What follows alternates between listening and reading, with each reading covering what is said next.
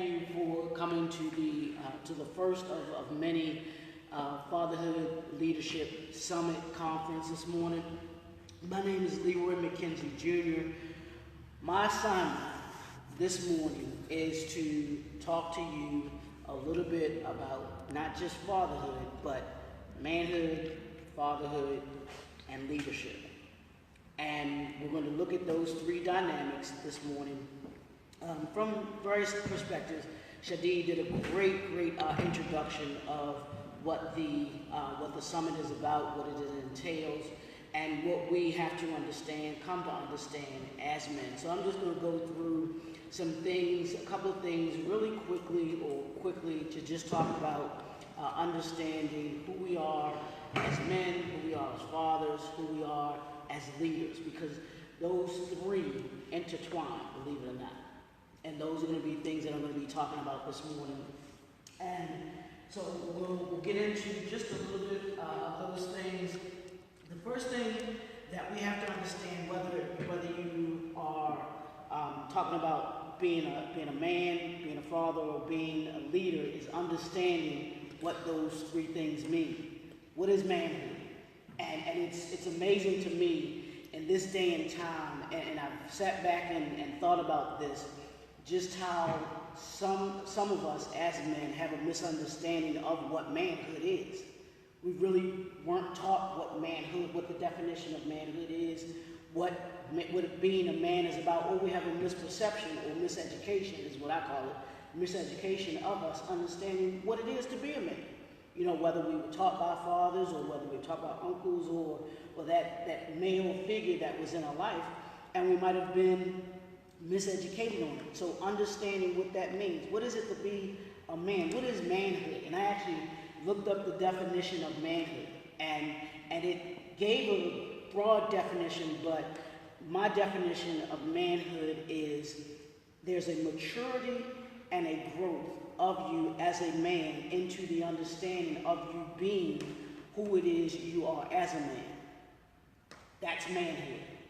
What does it mean for me to have that maturity? That means I can be a male, but may not necessarily understand what it is to be a man. And I heard, I was watching YouTube, there's a show called The Sister Circle, and they had the actor DeAndre Whitfield. He was on there from Queen Sugar. He's the guy, one of the farmers on there. But he was talking about being a grown man versus being a grown male. And he said you can be a grown male, but not be a grown man. Grown men take responsibility, take accountability for who we are, what we do. Grown male is just that. He's a male who just happens to be a particular age.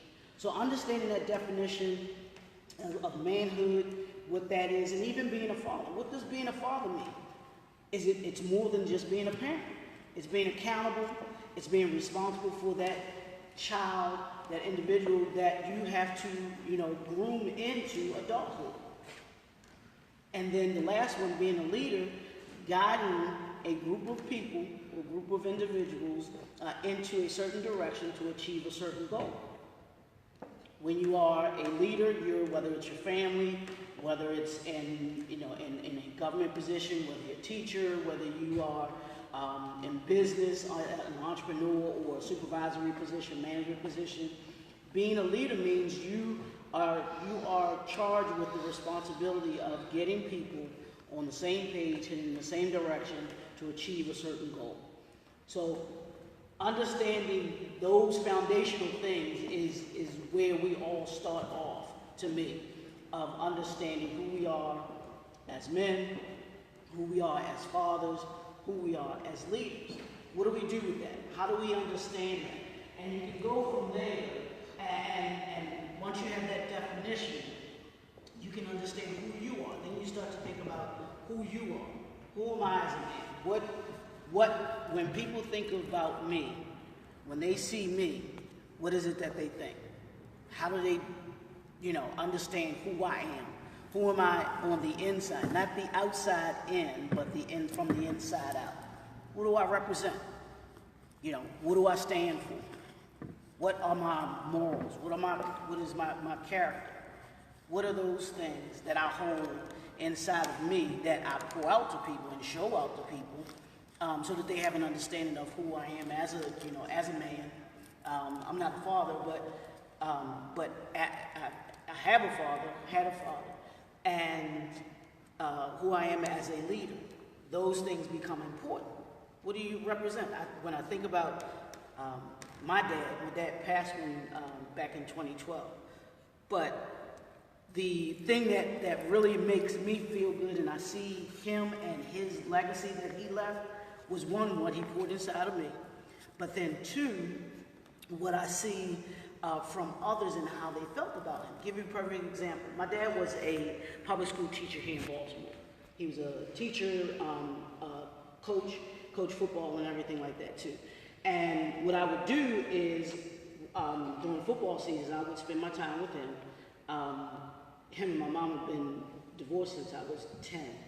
But I would spend summers, weekends, and everything with him.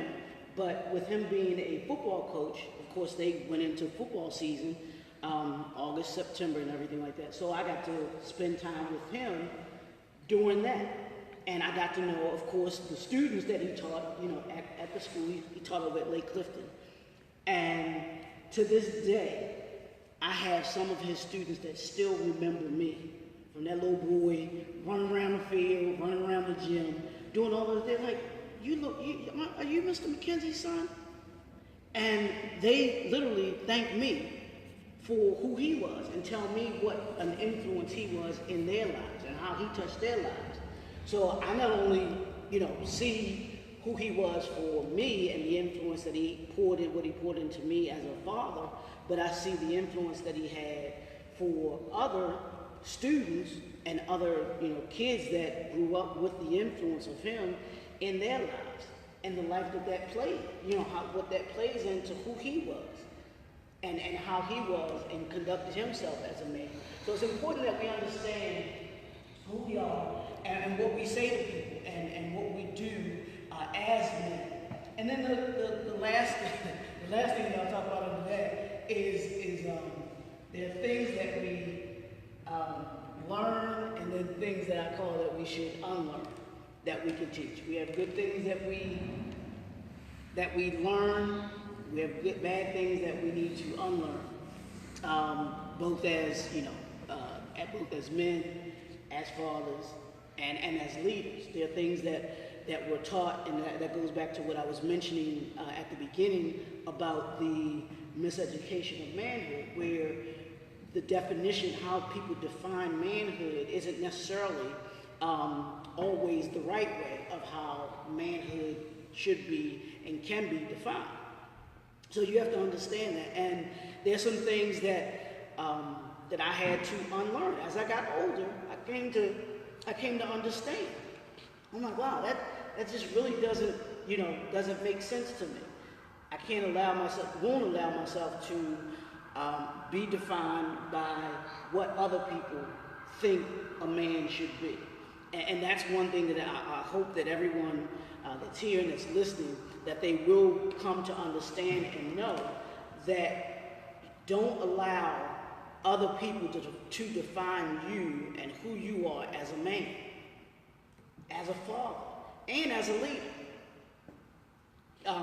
It's important that you do it, because if you live your life trying to, or allowing others to define who you are, you'll find yourself trying to, basically trying to please everybody. And you'll wind up being pulled all different kinds of ways. You'll wind up finding yourself trying to be somebody other than who you are purposed to be.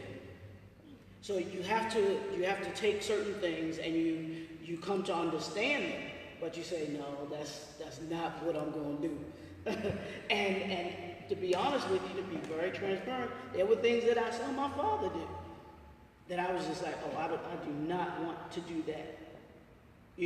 As a young kid, I was like, that's not going to be me. And I remember actually having an adult conversation when I was older, some years ago, as a young man, older man now, But my dad and I having a conversation about some things that had happened. He was like, "You remember that?" I was like, "Yeah, Dad, I do remember those things. I do remember that." And it was things that I saw and that I didn't necessarily understand at the time. But I came to understand that that wasn't something that I wanted to do. I wanted to be, and everything like that. And he was surprised that I remembered those things that had happened, and I knew that that wasn't right. That shouldn't have been something that you want to take and keep in your mental Rolodex. So that was a thing of being able to unlearn what that was about and what that is. So it's important that we understand the things that we should learn, that we shouldn't, that we need to unlearn.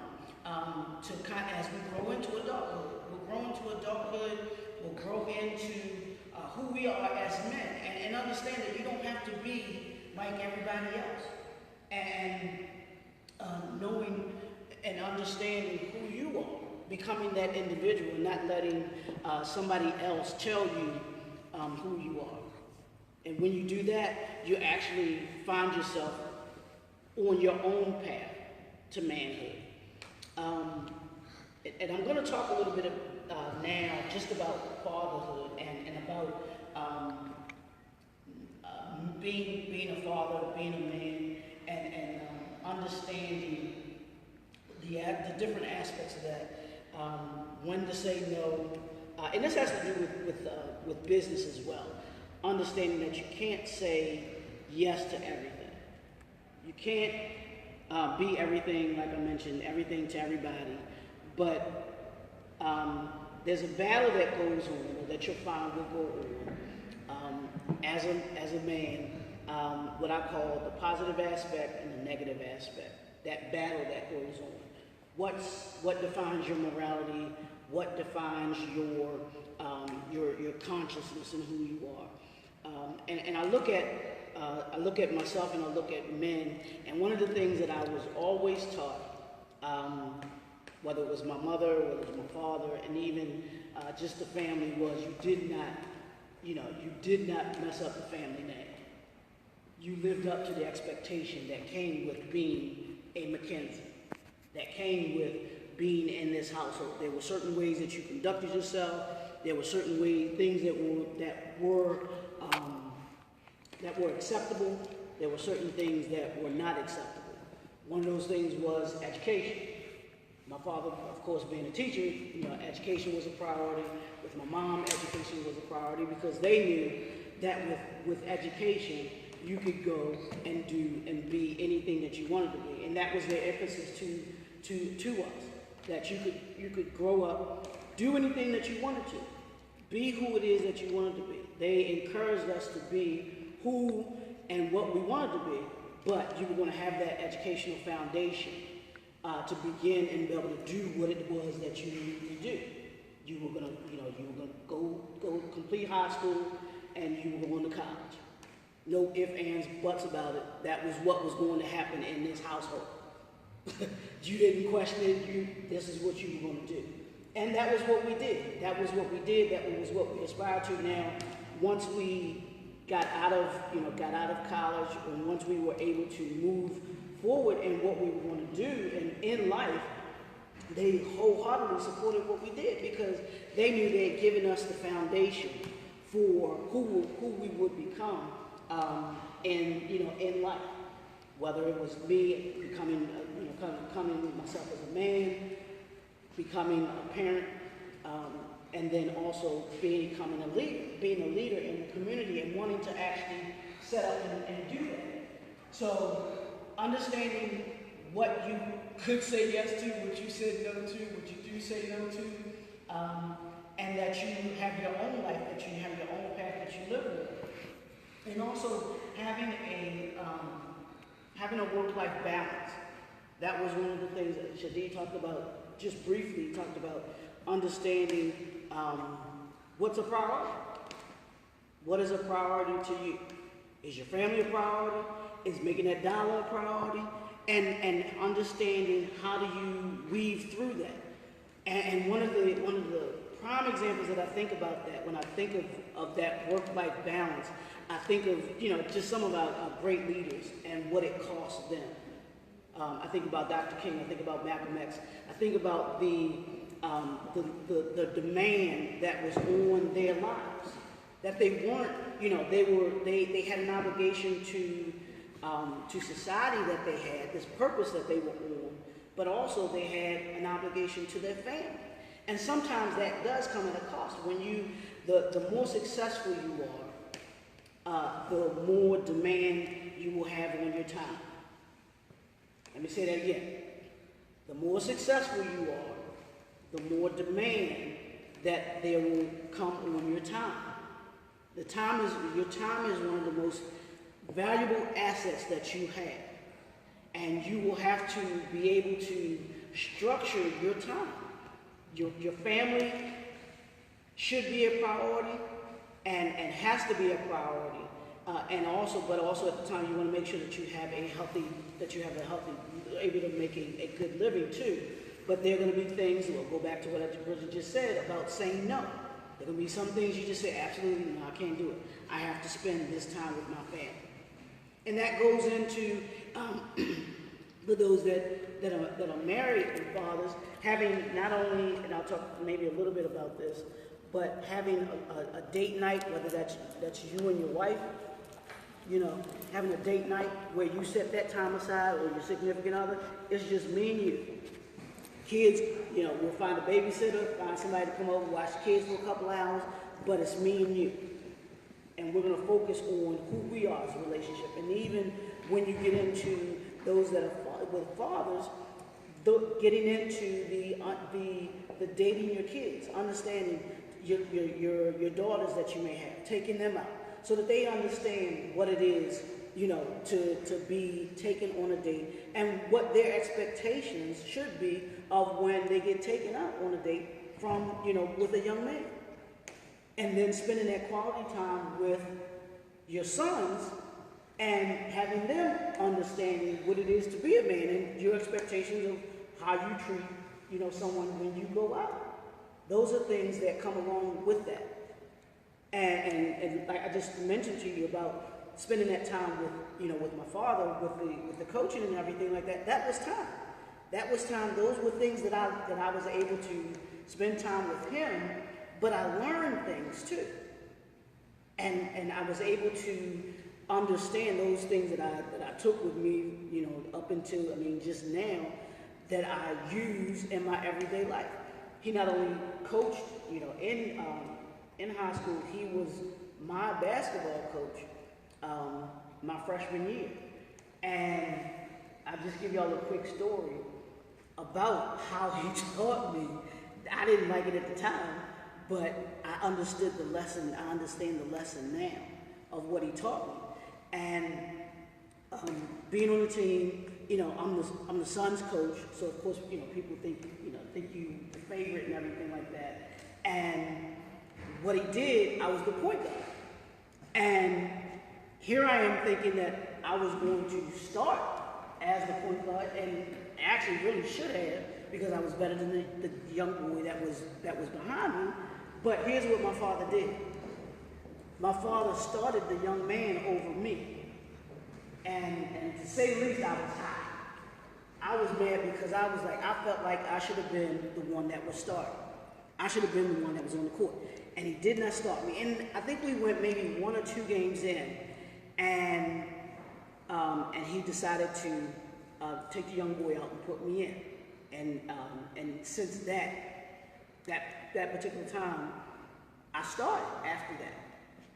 And so, and even the other my other teammates, they were like, why aren't you starting? I don't know.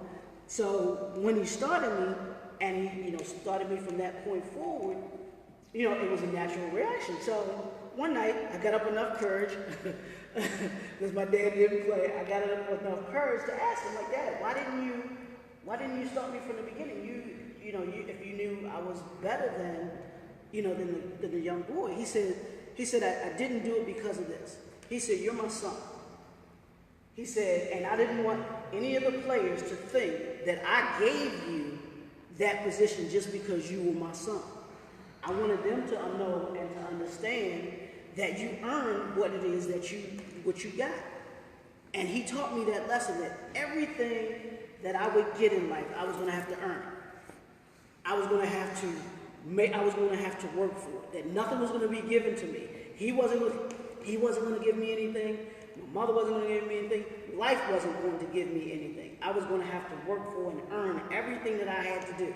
There was nothing that was going to be guaranteed to me, even if it came through my parents. I was still going to have to earn.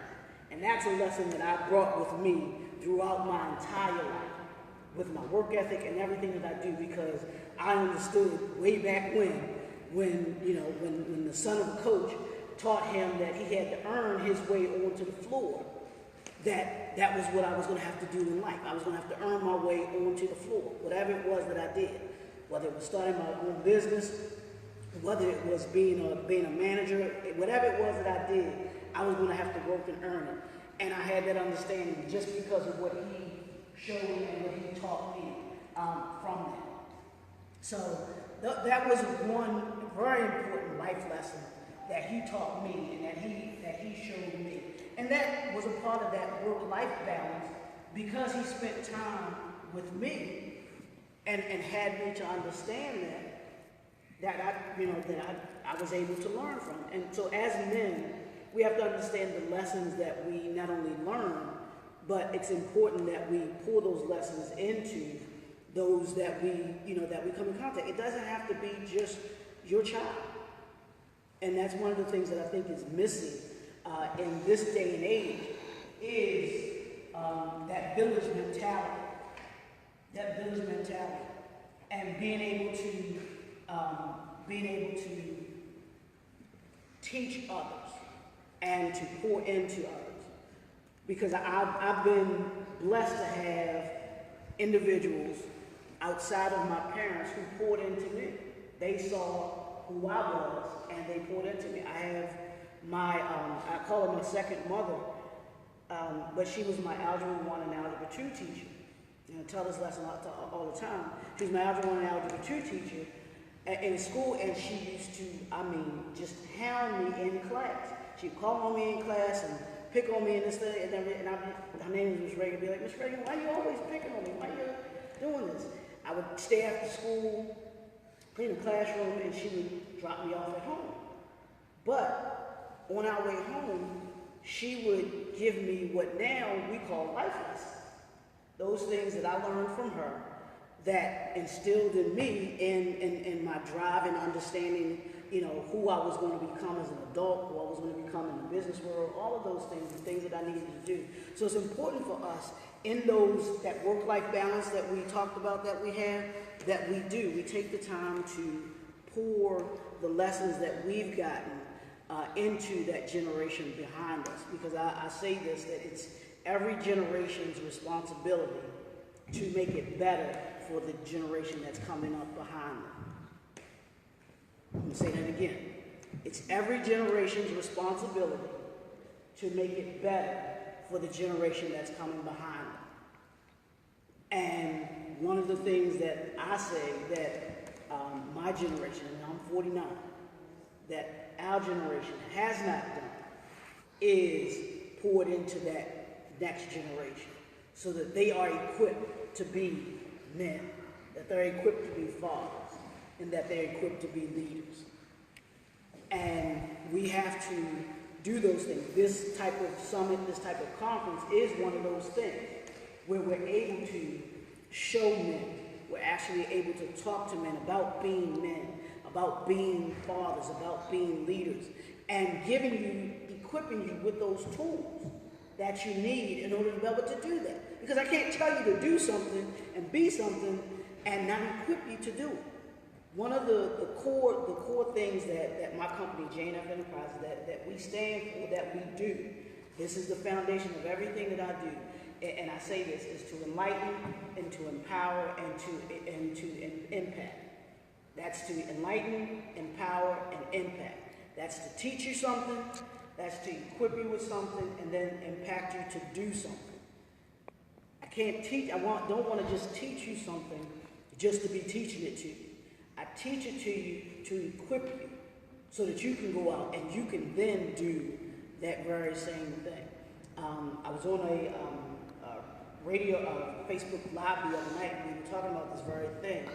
And we were talking about you teach to learn, and you learn to teach. Let me say that again. You teach to learn, and then you learn to teach, which is where once we get the knowledge, it's our responsibility to teach the knowledge so that we can then learn it, and then once we learn it, we can actually teach it to others, and it becomes a cycle on life, on business, on fatherhood, manhood. It becomes that cycle where, you know, we may be the student, but, you know, I say the student, but then we become the teacher. And then the student becomes the teacher. And then the teacher goes on and keeps learning, because as a leader, you should always be learning. And you should always be moving forward in your learning. And that's one of the things that I know I pride myself on is always always wanting to learn. And always trying to learn. And part of learning is actually creating an environment for people to be able to learn. In manhood, as a father and as a leader, you create this environment for people to be able to, for it to be conducive to learn. And the way that you do that are a couple of different ways. You teach through etiquette, which is, giving them structure and how they should do things. I did this class years and years and years ago. I called it Etiquette 101, which is where it was just a simple thing. I had a class of young men, and we were teaching them how to be young men. Kind of like the debutante thing that they have, but just teaching them what it is to be a young man in etiquette. What do you do when you go out? You know, how do you conduct yourself when you go out? How do you dress? I can't tell you how many men do not know their jacket size, don't know their waist size, don't know their shirt size, and that simple thing right there of understanding, knowing that. How to even do it. How to tie a tie. I had my dad, I was 10 years old, and I had to do a speech for school. And I didn't know how to tie a tie, of course. So my mom called up my dad and said, hey, he needs to learn how to tie a tie. He has an event that he needs to go to. So my dad comes over, teaches me in 10 minutes or so how to tie a tie. Sit down and how to tie a tie. Still working on the bow tie. I don't have that all the way yet, but still, he taught me how to tie a tie. And ever since that day, I've known how to tie a tie.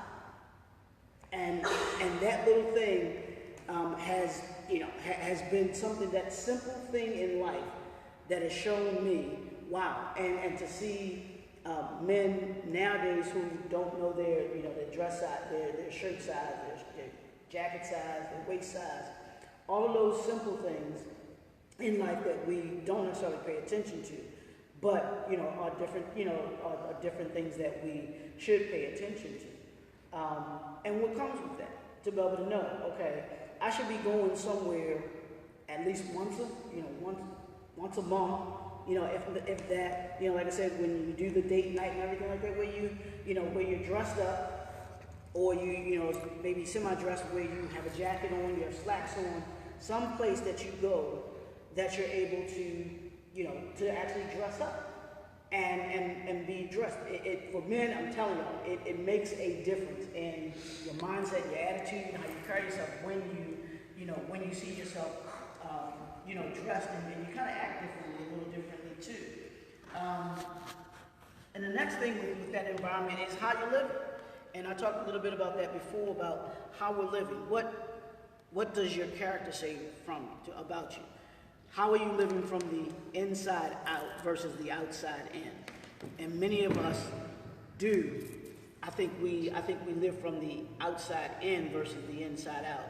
And I call that where you're not letting your talent overshadow your character.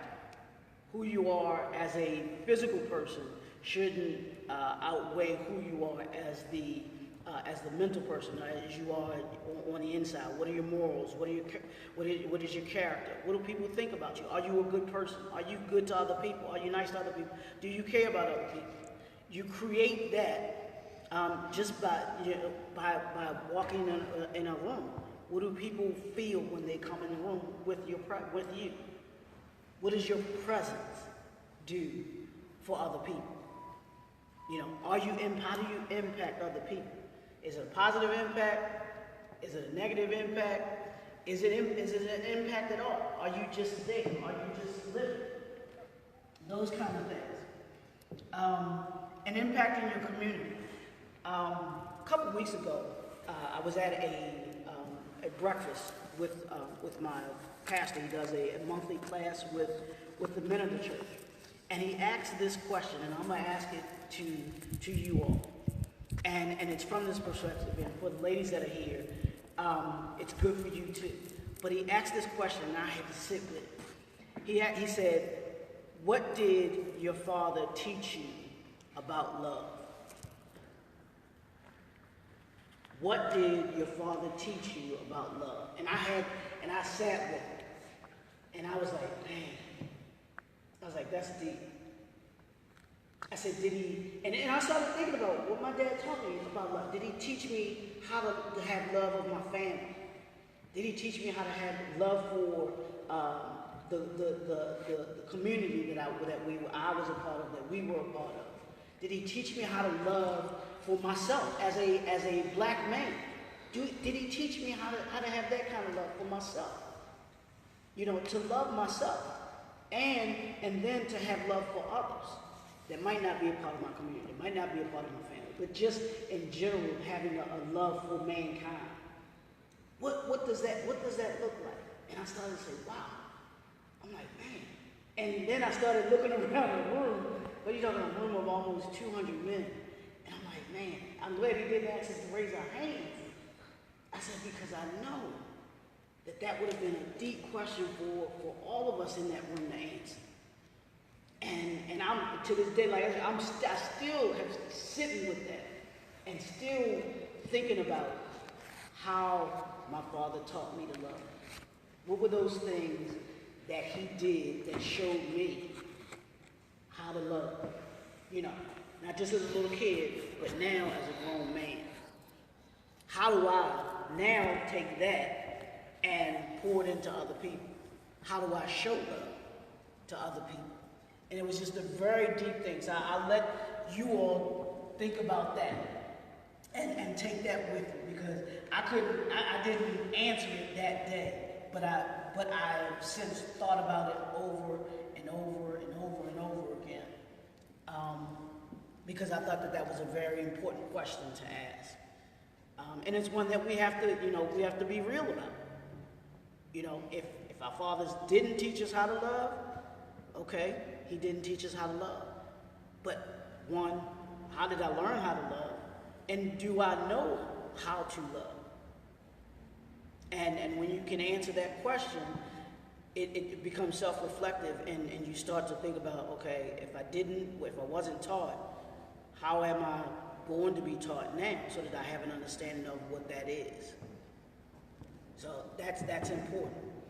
And one of the ways that I know, as a man, that I was shown how to love was that time that was spent with me.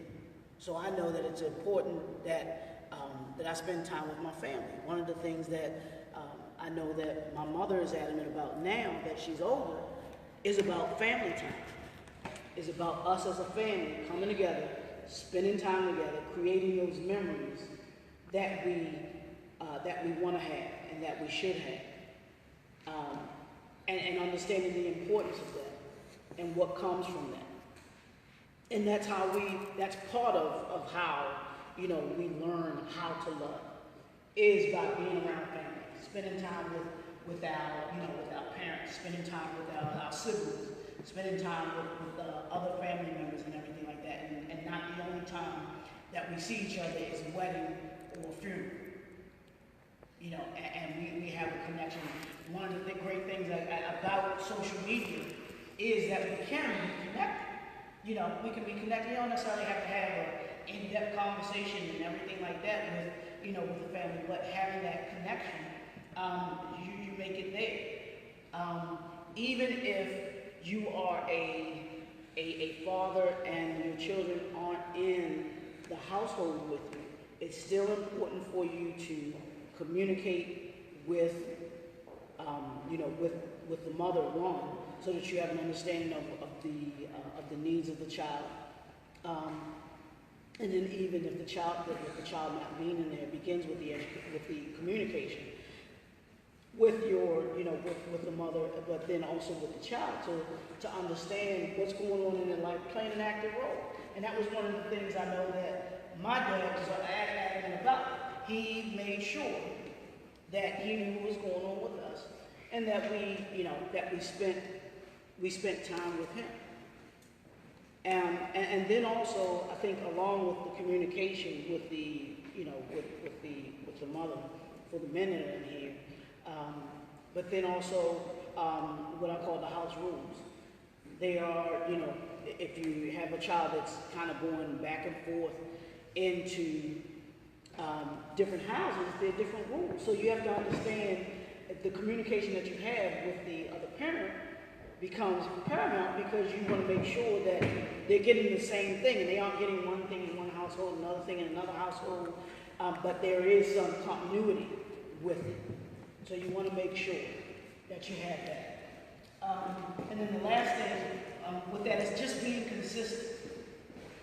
Being consistent is something that I think that is very, very vital. Being consistent in being in their life and what they do, being consistent in what we do, whether you, like I said, whether you are, we're talking about being a parent, being a father, or you're talking about being a leader. There's nothing that's kind of worse than an inconsistent leader. Being an inconsistent leader, because then people don't know what to expect from you. But when you're consistent, they know what to expect from you, how things need to be done, how things should be done, and how to operate accordingly. So those are things that you really want to hone in on. The last thing that I'm going to leave you all with is these just a couple things. I'm going to give you, because every event that I go to, I want people to have resources. My thing, like I said, is to give you knowledge, information, and resources. And I'm going to give you a couple of resources that I think will be good for you to use. And it's just actually books. I don't know how avid readers you all are, but these are books that I share that I think are really good tools that you can take with you, that you can actually get. And I didn't want to forget them, but I'll give you a couple of them. One is Uncommon by Tony Dungy, Game On by Emmett Smith, and these are a couple of books by Bishop T.D. Jakes. So You Call Yourself a Man, Loose That Man, and Emotions. Those are some really good books, good reads that I think are really great that you can use. And then, of course, shameless plug. I have a book entitled The Power of Man, Faith, Family, Finance, and Future. And that's a good tool as well, where we talk about understanding who you are as a man from those dynamics, from a faith, the power you have as a man, from those perspectives, from your faith, from your family, your finances, and your future, and walking in that power. And then the last thing, and I'm going to take my seat. At the beginning of the year, I worked with my clients, and I think this will be good for you all as well. Even I know we're at the end of the third quarter now, as far as the year goes, because we're getting ready to go into October, headed into that fourth quarter, which I call that push. This is where you're trying to finish strong. You want to finish strong. You want to end the year going in strong. But at the beginning of the year, I asked this question: what does your 2018 you look like? And you can ask that question to yourself now. What does your 2018 look like? You look like. And what that is for you to go back and you can now look at the first 8, 9 months of the year of you and look back at what the things that you wanted to achieve and do a honest assessment of who you are and where you are. If you achieve those, those I call them assignments, and this is what I gave, I had them do.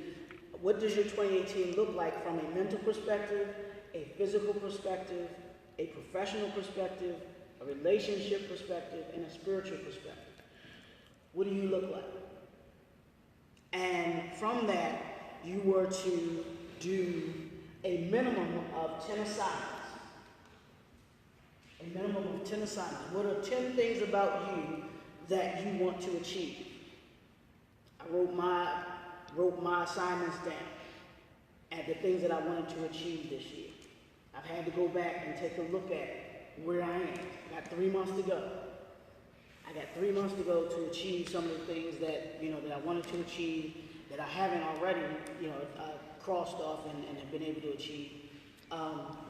But still working on it and looking back at the things that I have achieved.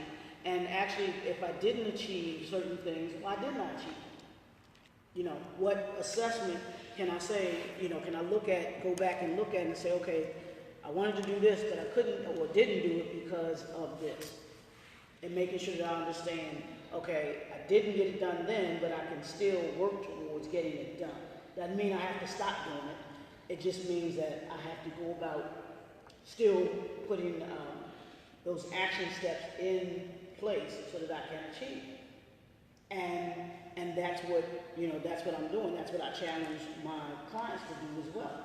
And that's what I challenge you to do, is to come up with 10 assignments, 10 things, a minimum of 10 things that you want to achieve. And then once you have those assignments together, then putting an action plan together on how you're going to go about achieving. How are you going to go about getting that done? I know everybody has resolutions and all that and everything, but when you look at something as an assignment, then to me, you become more accountable for it. Because now you say, okay, I've got the assignment, now I have to put in those action steps for me to be able to achieve. And when you do that, I believe you'll be successful. You'll not only be successful as a man, you'll be successful as a parent, as a father, and then you'll be successful as a leader. My name is Leroy McKenzie Jr. My mission is to make you better by the end of 2018 than you were at the beginning of 2018. And you do that by having a be unstoppable mindset. So thank you for your time. I want to thank y'all for listening. I hope I was able to give you some knowledge, information, and resources that you were able to use to be able to move and go forward and take yourself to that next level. So thank you very much.